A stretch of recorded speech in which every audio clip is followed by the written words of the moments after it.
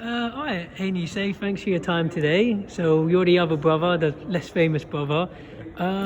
Tell us about yourself. I mean, you're more in the background, I guess. Yeah, I mean, look, I always say, if you've got a striker up front who scores loads of goals, and you've got a midfielder who sets up those goals, you'd rather be the midfielder who's setting up the goals. Keep the striker getting the glory. That's my brother. I know what you mean. He's a good talker. Listen, I don't mind talking on camera, but my brother's a pro at it, and I stick to my strengths. Cool, I like that. What are your sort of personal ambitions in boxing? Well, look, I've grown up in the sport. I was born into it. I've always been going to boxing since I was at a very young age. Boxed a little bit myself, and my ambition is to build as many world champions, but also just have fun with it as well. To be on the journey with these young guys and actually take them from 0 to becoming a world champion, achieving that goal and going through the highs and the lows, because you can't have a true high without being low on the ground. Like we saw with George. George Groves got knocked out against Froch, and then he ended up winning a world title with us at Sheffield Stadium against Chudanov. It was unbelievable. Yeah, I remember that fight. I think I'm a very bright guy, or at least I like to say I am. I got a question for you about fans, because with me, I understand boxing very well, I can articulate it very well, and when a fighter loses a fight, like with AJ Usyk, well, to me, look, just some days, I just think Usyk thought a better game plan on the night. I think he's a more, he's come up through the World Boxing Super Series, and just because you lose to Usyk, it doesn't mean it's the end of your career. I think you knocked the nail on the head there. It's they moan when it's bad matchmaking, but then when a fighter takes the toughest fight out there and loses, everyone gets on his back. Look, he had the wrong game plan on the night. If you're a footballer and you're not playing a good game, you get substituted. In boxing, you lose, or at worst, you get knocked out. I think rematch, put it in an 18-foot inside ring, as in the inside, and let AJ lay some of them bombs down, some of them right hands, because he seemed a bit gun shy. He was, didn't use his physicality enough, didn't impose himself enough, but I think he could win the rematch. But who knows? That's the beauty of boxing. I would say though, in my opinion, as someone who boxes and spars, I'm not saying you have to box and spar to have an opinion, but a lot of it depends. Sometimes it depends who you got in front of you. I think Usyk's a very... with me, sometimes I've sparred people where I can tell I'm not going to land the shot. So instead of throwing it, I'll wait and I'll wait and wait. So what I'm trying to say, people aren't taking into account just how skillful and good a fighter. I agree, and I think to compare it, it's like playing someone left-handed at tennis, fighting a southpaw. Yeah. It throws you off sometimes as well. I know you had loads of sparring, but just sometimes southpaws are harder, and you might just be one of those guys who can't fight a lefty. It's quite tough, like you say. But I think there should be more of a game plan to do that, and I think AJ maybe tried to box too much and thought he could outbox Usyk and sort of wait his turn. He needed to impose it, he needed to rough him up, he needed to do a bit of a Del Boy on him, chase him around the ring, use his size, especially not for the first few rounds, but start sort of implementing that from round 4 and start cutting him down, cutting the ring down a bit more, and putting his head almost in his chest and just giving it more of a go.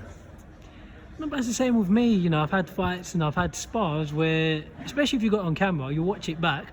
Could have done this, could have done that. It's just life. Exactly, and you only get one shot and you don't get a substitute. So what can you do? Man? As a promoter, sorry. I forget I'll go in a minute. Sorry. Carry on. Okay, it's cool. As a promoter, what would you say are the biggest problems in boxing, and what can be done about them? And for me, the obvious one is it takes too long to make certain fights. And it takes too long to make certain fights. If they do get made. I think judges, but that's a hard solution to make. What would you do? We're not charge them with corruption. Yeah, is it corruption or is it just ignorance? It's got to be corruption. I've never experienced it firsthand, so in many years, it could be favouritism. I don't know. It could be a hometown decision, which people get. But I mean, people they need to be trained better, and people should judges should have the same remit and agree exactly what they're looking for. Are you looking for the more punches thrown? Are you looking for the bigger shots thrown? What are you looking for? You know, because for me, I think a defence. You know, if you've got a good defence and you're tucking away from shots, that's, you know, you're not scoring the guy who's throwing the shots on your gloves. I don't think so anyway. Right? So you score someone when they actually hit you, not just through activity. But obviously, if I'm not throwing back, then and I've got an activity, obviously you're going to score the one with more activity. But if I'm landing 10 power shots to your 100 shots on my gloves, I think the guy who's landed the bigger shots, but less of them, but more accurate, he's won the round. But I think judges are all over the place. That's the issue. Yeah, you got to take different mentalities into account. Exactly. Last quick question I'll ask you for now. Have you ever heard of my country? I'm from Eritrea. Yeah, of course. Mm-hmm. Not everyone has. Haile Selassie. It's on the. It used to be. It's a part. Was Ethiopia, wasn't it? And then that's it. There was a war there. 1960 to 91. Yeah. Exactly. Yeah, I know Eritrea. Yeah. Well, you speak Italian there or something? Yes, because of Mussolini. Yeah, that was bizarre. And then, where's Haile Selassie from? He used to be the emperor of Ethiopia.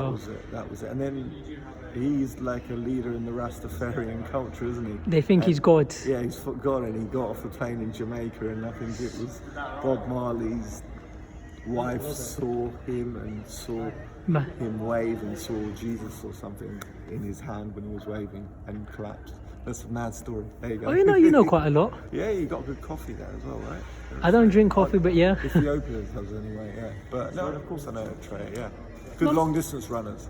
Exactly. Yeah. Not everyone's heard of it. No. But I've got an ambition, and I'd like to hear your advice. Eritrea has sort of officially been around since 1993. They've never had anyone represent them in boxing. You know, even this past Olympics, they had no boxers. Yeah. So I've set myself a goal. I'm 30 now, and I've said I spoke to Eddie Hearn about this 2 weeks ago, and I've said, all right, you know what? I'm gonna go to Eritrea this year, and I wanna represent them in boxing in 2024.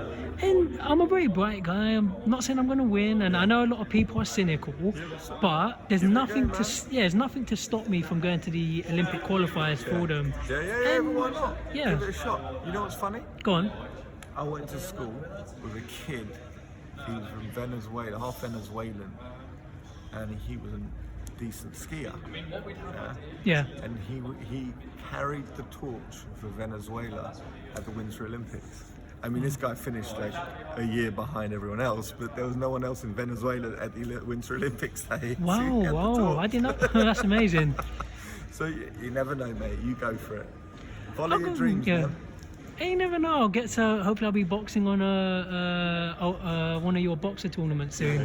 Yeah. You know, try and get on a. Oh, and I forgot. Last quick one.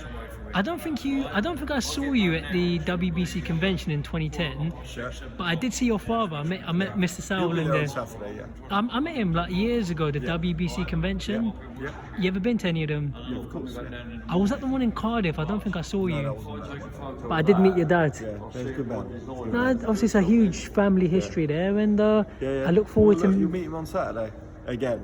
Yeah. Thanks for your time. What's your name?